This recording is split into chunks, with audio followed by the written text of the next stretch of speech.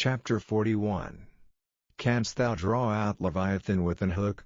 Or his tongue with a cord which thou lettest down? Canst thou put an hook into his nose?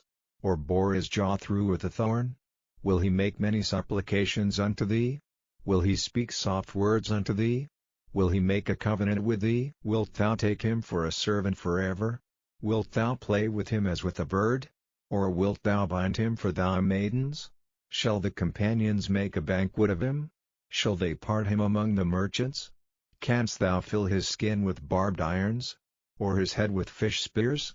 Lay thine hand upon him, remember the battle, do no more. Behold, the hope of him is in vain. Shall not one be cast down even at the sight of him? None is so fierce that dare stir him up. Who then is able to stand before me? Who hath prevented me, that I should repay him? Whatsoever is under the whole heaven is mine. I will not conceal his parts, nor his power, nor his comely proportion. Who can discover the face of his garment? Or who can come to him with his double bridle? Who can open the doors of his face? His teeth are terrible round about. His scales are his pride, shut up together as with a close seal.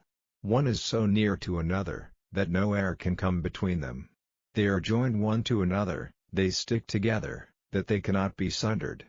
By his neesings a light doth shine, and his eyes are like the eyelids of the morning. Out of his mouth go burning lamps, and sparks of fire leap out. Out of his nostrils goeth smoke, as out of a seething pot or cauldron. His breath kindeth coals, and a flame goeth out of his mouth.